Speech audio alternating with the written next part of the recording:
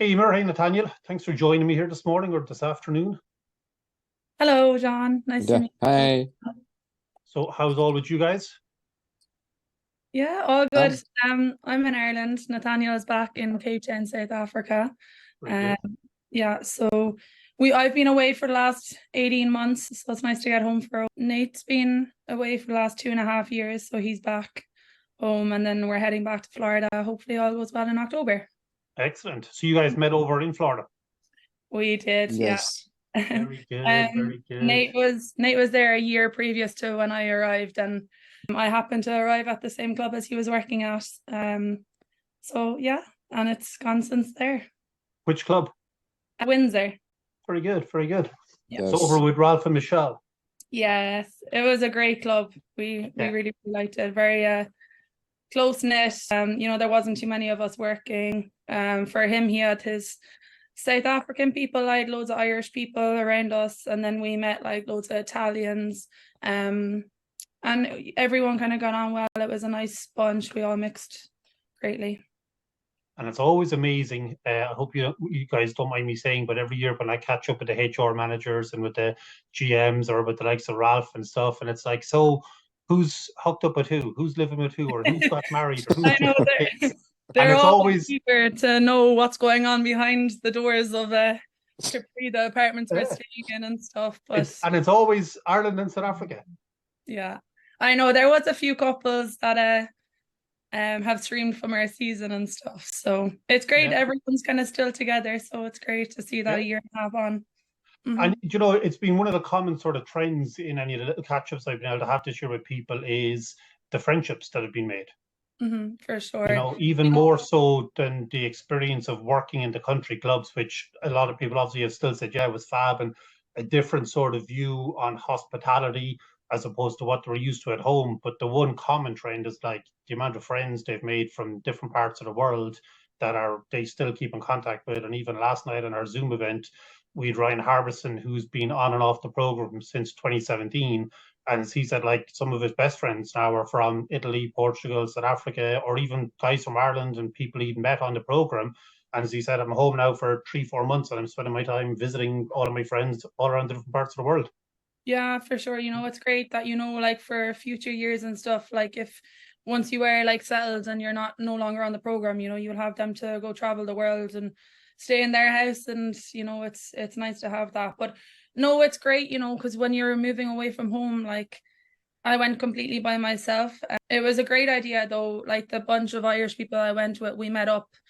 We kind of went as COVID was kind of ending, so it was Yep. kind of tough, we were waiting and then going and then stopping, and it kind of dragged on, but we got there, and like we all held out, and we met up in Ireland, the group of us, before we went away. So I think like it just made it so much easier. It was as if we were all best friends going over. So when we arrived in Florida, we had already met each other, and it was brilliant. We weren't going with a group of strangers, and we weren't getting Yeah. on the flight with people we had never met. So it's something I definitely do again with people that were going at the same time as me.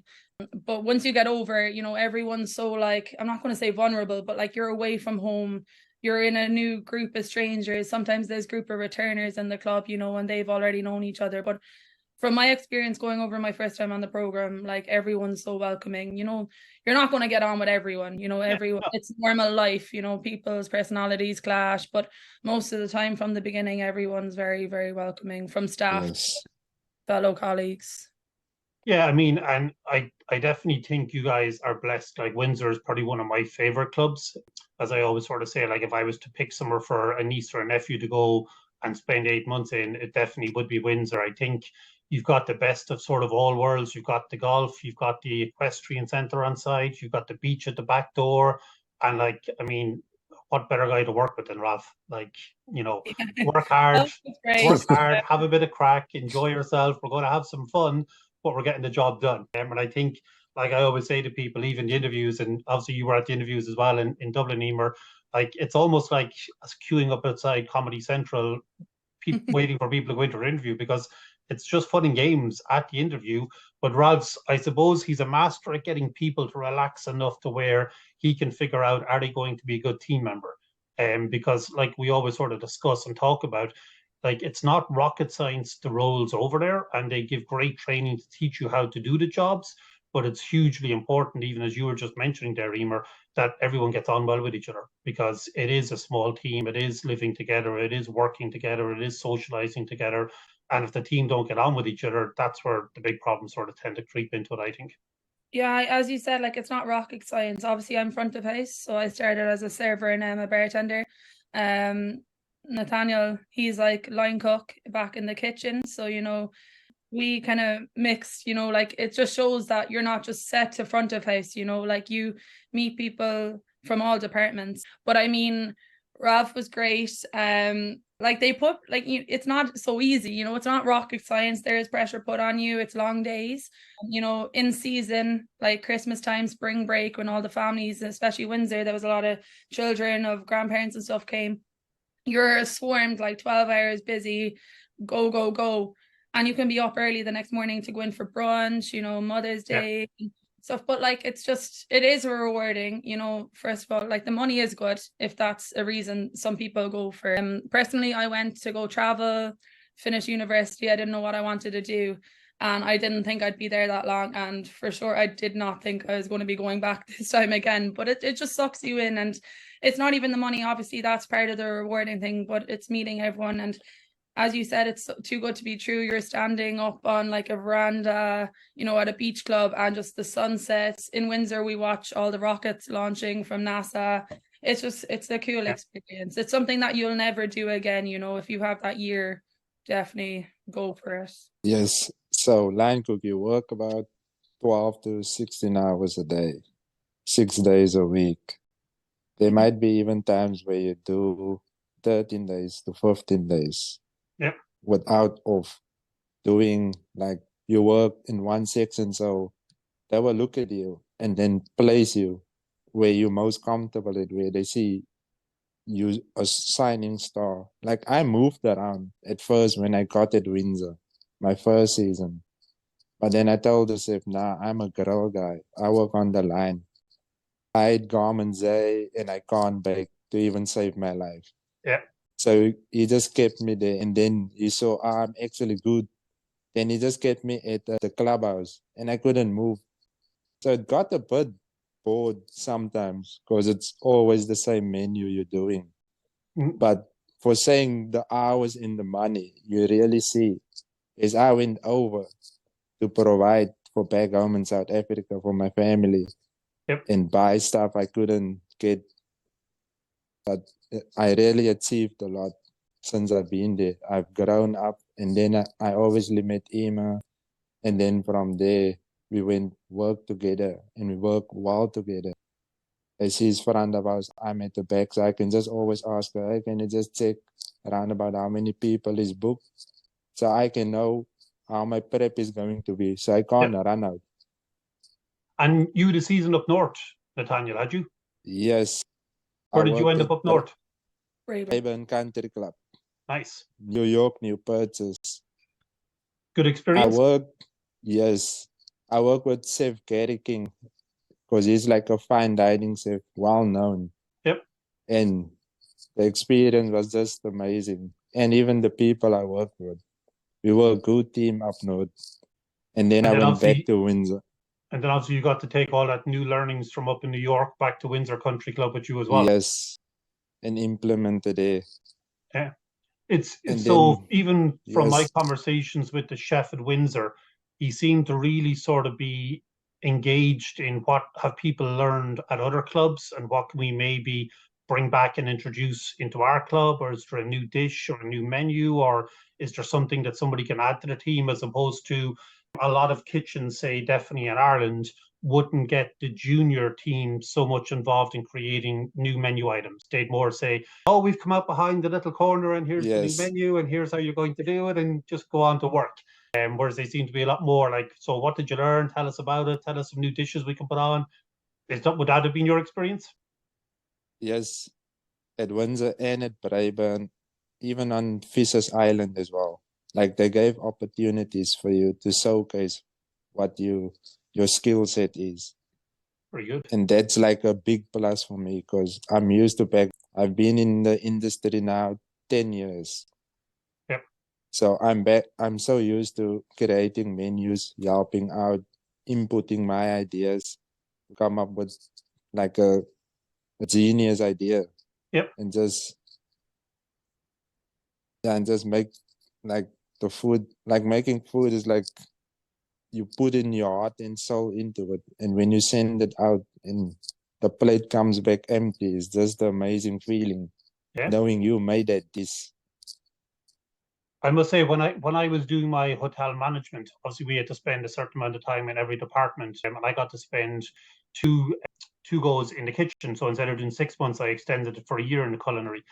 And definitely for me, in all of the bars and restaurants and golf resorts that I helped set up afterwards around the States and the Caribbean, my favorite part was getting into the kitchen, cooking with the team, learning new different ways of creating dishes or menus. Like I remember being down in Durango in Colorado, it sits on the border with New Mexico. So we had a huge amount of the Mexican influence into the dishes.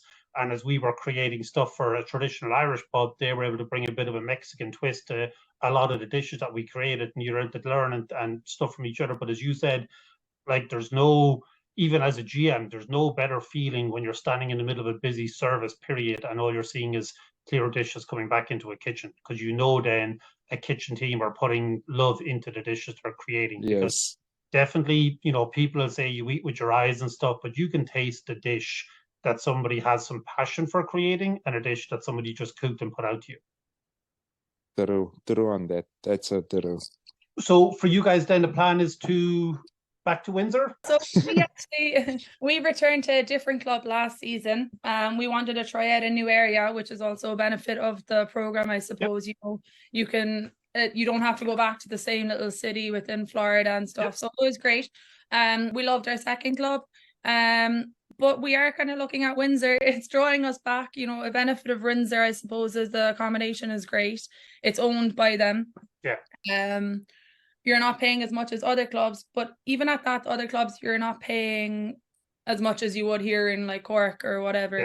Yeah. You know, but Windsor was great. I don't know, there's just something drawing us back to there. So we'll explore, see what our options are, which is good. You know, Workaway have so many options. We'll just try interview and see what best is appealing to us, I suppose. Yeah, and I think it's probably one of the perks of the fact that we are obviously the agents here in Ireland and the UK for Workaway International, and the fact that, you know, Bill has done such a great job building up 40 to 45 different country clubs.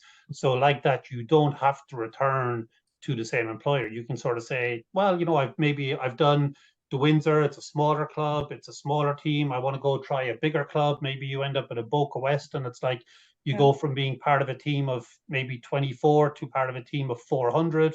And you're like, so that's the big clubs. That wasn't for me. I prefer the smaller size. So you get to sort of play around and experience, I suppose, a whole host of different setups, because a little bit like I say at times, like a hotel isn't a hotel. They're all different. And sometimes I scratch my head when people think, but I'm just hiring a chef or I'm just hiring a waiter. It's like, but you have to be able to explain to the person what your operation is like, because it is different to the other operations. And maybe that's what the difference is for people wanting to stay long term at different roles. But the fact that it all sort of just cohesively falls underneath the one organization means you've got that security of being returners. You know, every club wants you, because you've already been there, you've done it, you've stayed for your 8 months, you've got a good report card back from a club. So it opens up your opportunities that when it gets to the interview stage, pretty much every club wants to interview you, because they know, you know the process, you know the system, you know how the clubs operate, but even more importantly, you're going to stay for the 8 months. Yeah, I mean, you know, it's great that once you do complete it, you know, you're always going to get the offer letter back, you know, if you leave on good terms. And I think anyone nowadays, you know, if you have common sense, you're going to give someone your everything as if you're going to be there forever. You know, you go in with good intentions and stuff, and you want to finish out the season. And like a benefit to finishing as well in nearly all, I think, all Workaway clubs is you get end of season bonus then, you know, which is a nice, because when you go up north, you know, you have 2-3 weeks without pay depending on how the travel falls. And that bonus comes in then, and it just fits in perfectly. Or you might be able to get yourself a nice gift, you know, as a reward for the whole season. It's great. But no, definitely we'll look into Windsor. Nate was on to Chef Justin, the head chef there. Yes. 2 days now. So it's definitely an option for this season.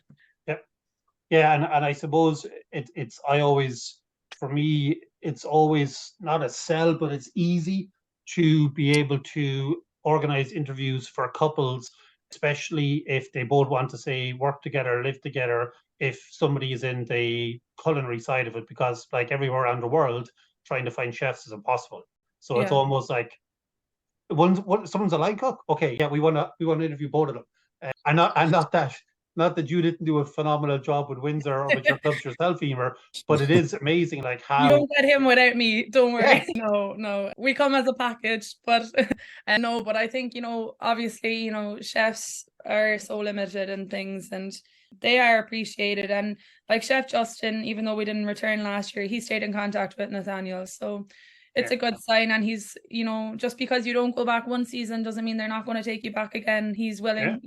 He's after offering for him to come back this year, so I feel we felt bad when you're not accepting the offer letter the following season, but it doesn't mean it's forever. They understand we're humans. We want to go travel. You want to explore new areas and new clubs, and that's bringing experience back to them anyway. At the end of the day. And I think the thing about it, Eimear, is from like my experience, and I suppose something again I'm always trying to sort of share back with the industry in Ireland is like, if you genuinely invest a little bit more love into the people who are working for you, and you're quite happy to release them for them to go have another experience, they're always a lot more inclined to go, maybe we will head back and work for this employer again, because there was no hard feelings. They didn't throw their toys out of the pram when we said we wanted to go and experience somewhere else, and they sort of leave it to where the door is always open, come back to us. And I definitely think, like, when you're in your 20s, it is about experiencing different places, different operations, different setups, different parts, even Florida. Like, a lot of people, I suppose, wouldn't be aware, like, you could be working over in Sarasota, for argument's sake, and you're 5.5, 6 hours from Vero Beach or from Miami or from all the other locations, or you could be up where you guys are in Stewart, and you're a good 2.5, 3 hours drive down to the main parts of Florida. So Florida's big. It's not like you're just going across Dublin or across Cork. It's like, no, I'm going from one end of the country to the other. The whole state, I think it actually feels bigger than Ireland. It is bigger, I'd say, but we drove from the east to the west coast this year, and like from Vero to Tampa we drove, and it took us like 4.5 hours. I'd say 4.5, 5 hours. Yeah, and it was a tough drive, because it's just the roads are just hectic. We both went and got our driving licenses once we got over there. Just to, you can rent cars so cheaply over there. It just makes the experience so much easier. Did you end up going over that big bridge that sort of seems to climb up into the sky on the way to Tampa and then drops down the far side? Yeah, there's so many of them, but the roads are just hectic. It's not even like driving on the main Cork Dublin road. Like, it's 5 lanes on every highway. I think my first time driving into Florida, I had been down in another part of Florida state. And like that, I was driving up to West Palm Beach Gardens. So it was about 6.5, 7 hour drive. And literally about an hour out, I hit that bridge, and it was sort of like dark. It was at 10 o'clock, 11 o'clock. The next thing, it was like warnings up for wind. And I was like, Jesus. Oh, I know, but it's mad. But we're so looking forward to going back. We spend time at home now with family and stuff, and it's just get us back. So let me ask you this question for the two of you. What's the biggest difference you would say? So for anyone who's maybe looking at it, or like we get to that stage with a lot of people, they've applied, they've gone through it, and they're like humming and hawing about whether they should bother their backsides doing these video clips or not to get these interviews. What's the big difference between working in the country clubs over in Florida, and even Nataneal from your side of it up in New York and back in Florida, than working at home, be it in South Africa, Nataneal, or here in Ireland in the hospitality industry? Like, what's the draw other than the travel? Like, what's the big change did you notice with hospitality in the country clubs as opposed to hospitality where you work from at home? You can go, Nate. So, like, I worked in restaurants, wine estates, golf and wine estates. The country club, it's way different between where I was coming from. So it was a bit of adjustment for me at first in the kitchen. But once I got used to it and I start getting the flow, things just got so much easier. Like, I'm used to working like around plus minus 190 hours. We're in the country club. I work like 15 hours a day, 40, say 45 a week to 90 bi-weekly, Yep. which is less hours, but the value of the money is more for me in my currency. So I'm getting 1 month's salary in 2 weeks, Yep. which is a bonus. It's like bonus for me. Like I was like amazed. Wow, for this amount of work, like the work is so easy because And I was have there much loads of of it? ex- Sorry, was there excuse much me? of a difference, Nathaniel, in the say setup within the kitchen? Like as in when you were going into work in the kitchens in Windsor Country Club or up in Braeburn, is there much of a difference with how they are operated and how they run during shift as opposed to back home? Yes, there's loads of difference. The kitchens was bigger, more organized. We did like a la carte service as well with functions, weddings. Like it was just a mix, but if you well organized and the head chef is organized and you know what you're doing, it's a breeze. So But also, much better structures within the color. Like I noticed when Yes, I went to America, like it was the first time I ever saw in a kitchen to where you had somebody arrived in maybe 6:30, 7 in the morning, took in the delivery, and they did all the prep. And then for the line cook was coming in, and as he was opening up his drawers, his prep was there ready for him to just cook tickets that were coming in from the orders. And I remember thinking to myself, holy smokes, like that's a whole lot easier than walking in at 9 o'clock in the morning and having to try and yes, find my produce to prep it and then cook all the orders. I was like, so somebody just like I open up these drawers and everything's there ready to go, and I've got all my mise en place done, and I can just focus on delivering. And they were like, "Yeah, how'd you do it at home?" And I was like, "Yeah, a lot different." but Nate, you were even saying like, you're back home, you're working now, but you're behind the hotline and you're doing all different sections. Where when you're in America, as you said, you're on the grill, one person's on salt. yes, So even if you do have to prep yourself, it's minimized down to your section, like, which is way better and it takes less time. And is that the yes. sort of change and the difference you notice as well, Eimear, from your experience of working at home to over in the States? I mean, back home, like front of house, you're skilled in all kind of sections. You hop on the bar to serving to food running, where there, each day you come in, you're set like your tasks and you're a server for the day, or you're just you're doing like running of the bread and water. You might have like a relaxing day where you're just like helping out, just in the back, getting set up, breakdown, polishing.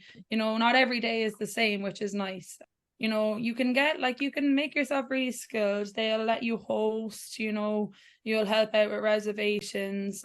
And then like if it's something that interests you, like events and banquets and stuff, especially in Windsor, we had an amazing banquet lady, Lauren, and she had a team. So 3 of the front of house people were kind of teamed up with her, and you dealt with all the wedding setups and the organization and meeting the couple who's getting married. And it's really good experience, and you can build a portfolio so easily from moving from club to club doing that. So it sounds like a different sort of structure and setup as well within, say, the restaurant service for a night, that you're not expected to try and do all the jobs. You're just to do one sort of specific. Yes, you'll help your teammates out, but you're sort of assigned tonight you're the hostess. Okay, so I'm meeting Yeah. and greeting and seating everyone, or tonight you're the food runner. Okay, so I'm just running food for the night, or tonight I'm the server, as opposed to I'm meeting, greeting, seating, running food, serving, clearing tables, polish, trying to do it all on your own. Yeah, you're not really running around like a headless chicken. And a lot of the bigger clubs, you have server assistants, which is just so amazing. But even the clubs that you don't, that's why it's so important to like get on with everyone, because there's a night that you're busy and the other server's not, and then the following night, roles will switch, they're busy, you're not. So it's all about that teamwork, and most clubs do promote that. And it's the same as back home. If your team works well, your work day is easy and it doesn't feel like work. Yeah. It's great. So let me ask you this question, if I can, then, Emer, from a bit more from, say, the front of the house aspect, because obviously you're working in country clubs where the expectation is huge for the service standards, and definitely even from your end of it, Nathaniel, for the quality of food that's being sent out to the guests. Like, what is it allows you over there to be able to deliver that high level of expectations, where sometimes at home in Ireland, like definitely as a guest, I feel we struggle to even give basic service sometimes. And sometimes it seems to be from people are running around like a headless chicken trying to do everything, as opposed to somebody just having a specific task to take care of. I suppose maybe sometimes the Irish hospitality sector kind of lacks staff and stuff, so it does impact. You have enough people most of the time over there. Obviously, some days that there was functions on and stuff in America, in your country club, the staff was limited in each department or each outlet in the club. But most of the time you have enough to cover the service, but it's all the organization really. Or you're told what to do, and if you do it, it'll run smoothly. I suppose they have, like, it's well equipped, and I think Nate would say that as well in the back of kitchen. Like, you have all the equipment you need. You're not short of anything, so there's no reason you can't do anything. Yes.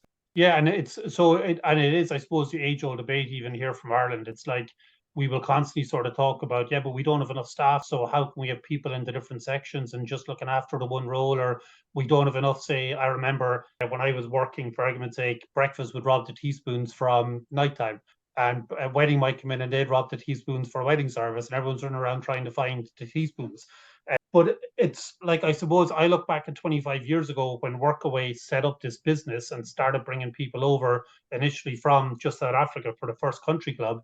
It was from that realization that people don't want to work in the hospitality industry in Florida anymore. So what are we going to do about it? And one club sort of, I suppose, decided, well, let's see if we can set up this plan to where we bring people in from other countries and give them a great experience and give them a good job over here and provide their accommodation and their transportation to work and their visas and their flights and their healthcare, and make it to where it's like, look, here we are now 25 years later, and there's 1,500 people a year just in one organization land in Florida to make sure these clubs have enough people for service. And I often wonder at what stage does definitely Ireland start to forward think and realize they need to do something to attract more people to want to come into the industry here in Ireland to hopefully deliver better service, but even more importantly, I think at times make the likes of yourself want to stay working in Ireland. Yeah, you can never beat the Irish, friendliness, enthusiasm of like, you go in and you meet an old Irish lady who's working as a waitress. You're not going to get them conversations with anyone abroad. Every culture brings something different to the table in work and stuff. But for Irish people, I think you're so loved in America. Well, I've been lucky with the clubs I've gone. They've never, they all just want to travel Ireland. They just look at you like a golden star. They just want to know all about it. And then, you're able to have that conversation with them. And it's just a friendly aspect, I suppose, of us Irish people. And it is appreciated over there. And, there's some clubs that are quite exclusive, and some of the members don't want to talk to you. They're out for dinner with their associates or business partners and stuff. And you can, it's about the hospitality sector. You grasp that like vibe from a table once you go down within a minute or so. From that brief introduction whether you're going to stand there and talk to them or you're just doing your job and leaving them be. So it's good. And as a person, I've grown. I was living at home during university, and thankfully my parents have always been so good and did most of my home stuff. And moving away, I've really had to grow up, and I've had to take responsibilities, and making sure you have, like, just simple things. You have to have that uniform. If you're going out for a few drinks with your colleagues, you have to have that uniform ready for the following morning, because if you turn up for work and you don't look presentable, you were not allowed work. And it's cutthroat over there. One or two bad mistakes and you're back home. So yeah.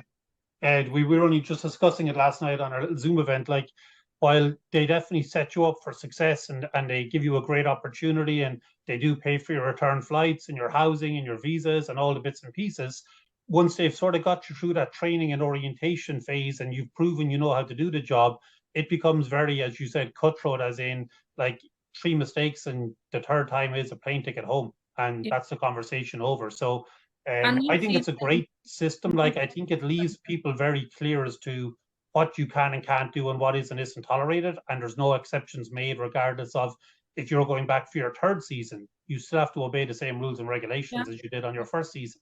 So I think And it's sort of there might be a new manager in one of the outlets, that you're working with that you have never met, and they might expect different, simple routines from setup and opening of places. It changes, and I know if we return to Windsor, they're going to have things changed, and just because you know how it ran that time doesn't mean it's still running the same. It's the same as any restaurant. They're trying to improve all the time. So other than the fact that you obviously found each other over in Florida, what were some of the other highlights of heading over to Florida? Well, for me, Windsor, our first contract, Windsor bring you on a day trip to Orlando University. Universal, like, it was just amazing. You get the bus up, the restaurant closes like in the club. We all get a bus up together and you just have a date, like, which I had never been. So it was just so surreal. Just literally living like freely, you've no worries when you're over there. Obviously there's times that you miss home and stuff, but it's great. You can video call, and my family, I was fortunate, they came over to visit and stuff throughout my year and a half there. But just, I don't know, exploring. We went to Miami, to Orlando, Tampa, Yes. made our way around all of Florida. Different music festivals to different sunsets, sunrise parties. It's not all just party, but there's just beautiful beaches, surfing. It's just great, really. So the Instagram was alive and well for a couple of years. Yeah. Look what I'm doing. No, I've definitely documented my way around America. Up to, like, we went to New York, Boston. The flights in country, if you find out you're off for 2 days, like, you can find a cheap flight, $50, and you're up to the top of America, Yeah. And we definitely made the most of it. Yeah, I remember on my first J1 in Chicago, we just finished a busy sort of 4-day festival. We were sitting at a bar Sunday afternoon having a beer, and one of the American teammates disappeared and came back, and he goes, "Did you just say you're off for the next 2 days?" And about two of us were like, "Yeah." And he goes, $199 return flights and 3 nights in Vegas. Are you up for them? We were like, "We're out of here." And like that, like 4 hours later, we're on a plane going to Vegas for $200 for 3 nights. It was like, yeah, that's a goal of mine now, to go there this season. So what's the plans when you head back over? Stay for a couple of years, maybe develop a career in it, or just go over and take it one contract at a time and see what happens? Well, yeah, our initial plan is to definitely go for 1.5 to 2 years. And Yes. I mean, so much has changed in the last 2 years of my life that I don't know what the next 2 years holds.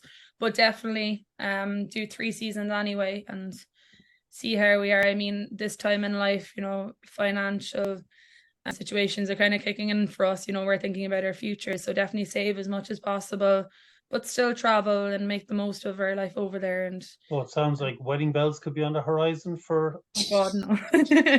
The diamond not ring. yet. We have Oh. other goals. Watch this card. Watch this card. Remember, 10 years we've been doing this. I can spot it a mile away at this stage. Yeah, we'll see in years to come. But no, Yeah.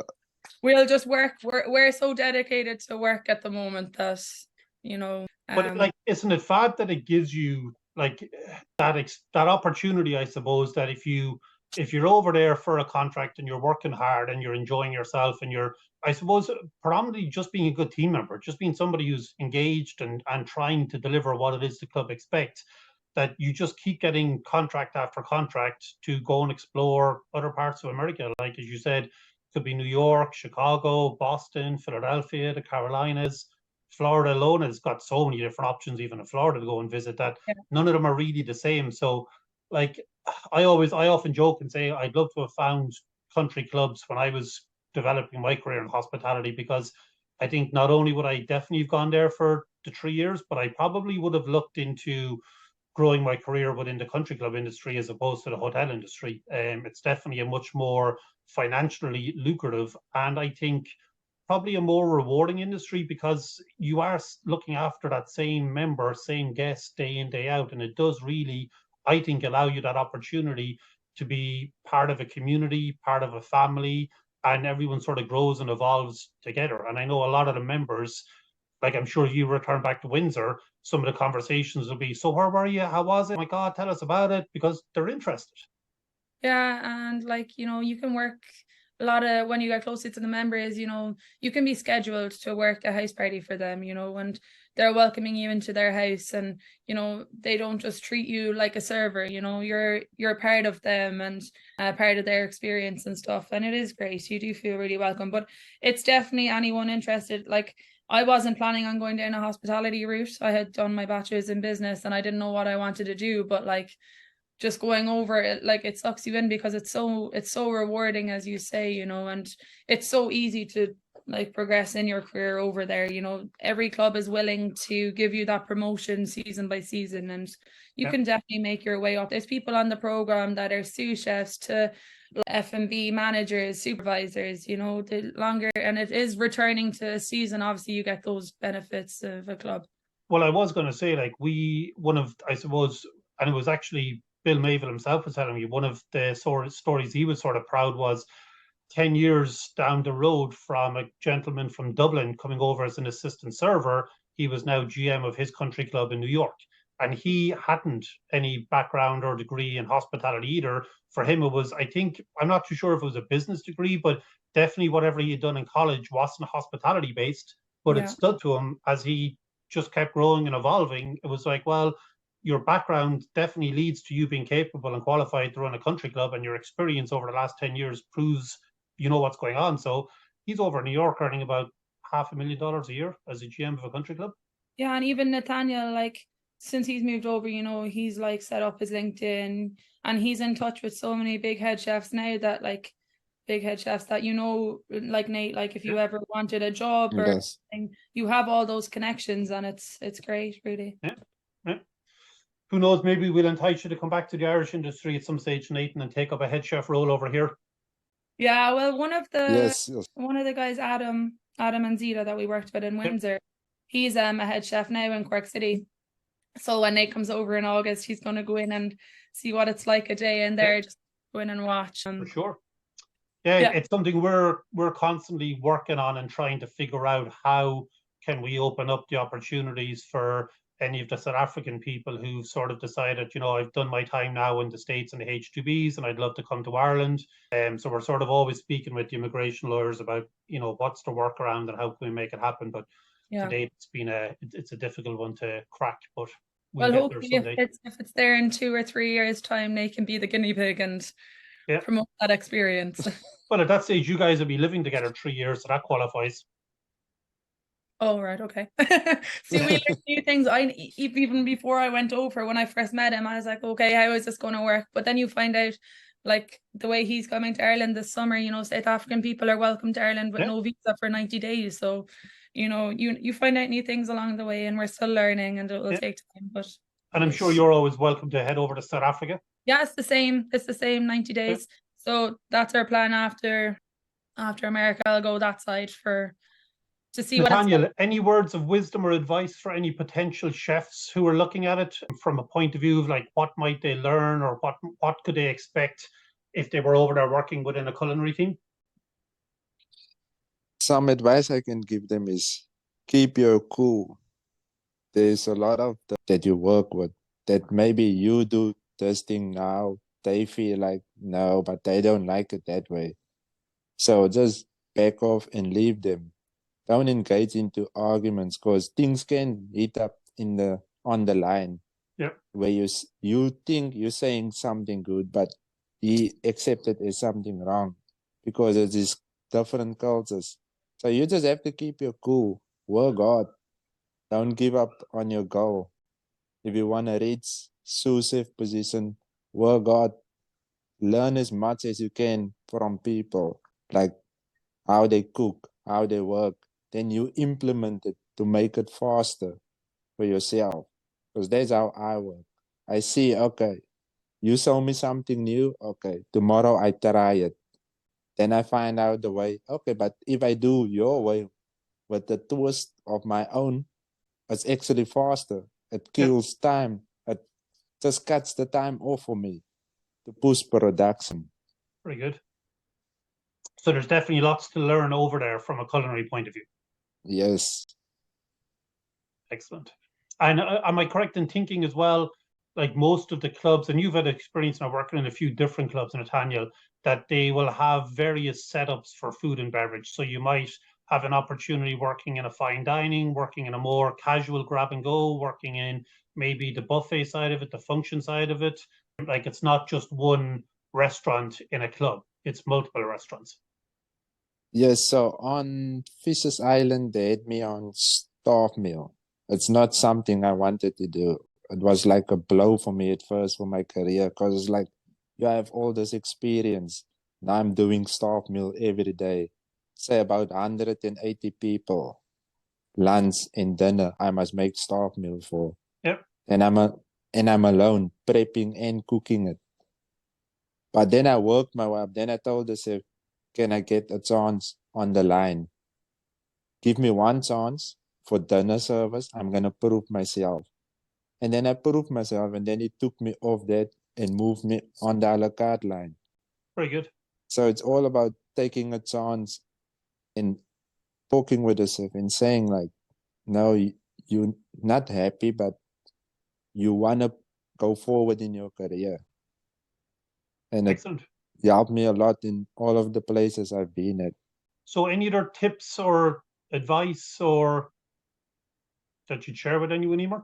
If you're in doubt, go for it. You know, at the end of the day, I believe if you go, you're going to be happy. If you're like it, as I said, it does get tough. There's days that you'll miss your family, your friends. It's a shock to get used to for sure, but you know, it's hard, the time difference, the 5 hours to Ireland, you know, it can get tough because you're up early getting on the bus to work, and you know, you're limited for time of contact. Some clubs you have a break during the day, it's good, you can get to ring in the kind of split shift. Others you don't, and it's too late at night when you get home. So trying to keep that contact is difficult, but definitely go for it. It's something you won't regret. And I was in doubt, and as I said, it took us long enough to get going when I had applied, but it was definitely worth sticking out. And it's I mean, you might find love, but you'll definitely make memories that you'll never forget. And it's something that you can really bring like the experience to life in other ways. You know, it doesn't have to mean that you have to stay working in hospitality forever, but you'll make skills and grow qualities that you didn't think you had. And make some new friends along the way. Definitely, yeah. So it's definitely worth doing some video clips to potentially be able to secure yourself a seat on a plane to Florida in October. The video clips didn't take me longer than 5 to 10 minutes, and like, it's just about yourself and what you think you'll adapt to. And most of the time these employers, they're not going to criticize anything you say. You know, everyone's so different, and everyone's going to have a different way of answering these video clips. And but no, for sure, go for it. You get a free flight to America, and you have your health insurance and stuff. And no, it's wonderful. It really is. I mean, how bad can it be for 8 months? You get your flights over and back paid for, accommodation provided. You get a good wage. You're in the sunny, warm weather in Florida. We used to wake up with a pool at our front door every morning, and if you're hungover, you jump into that pool before going to work. You know, it's nice. And your days off, you know, you'll always have your 2 days. Well, maybe in season you'll have 1 day off, but you'll always have a single shift then as well. You know, but you'll have they do make sure you have your time off. You know, some clubs you have more work-life balance than others, but that's just really luck of the draw, and every club is different, but it's all good in different ways. I think we'll definitely just add that one out to the tips for success for the next couple of years. If you're waking up in the morning with a hangover, just jump in the pool first. Not that I'm ever hungover. It's not. Guys, listen, really appreciate you jumping on and sharing your experience, and looking forward to working with you guys again this year. And we'll definitely find and secure some good clubs for you to return to and see where it takes you. Brilliant. Thank you, John. Nice talking. Thank you, John. Talk to you soon.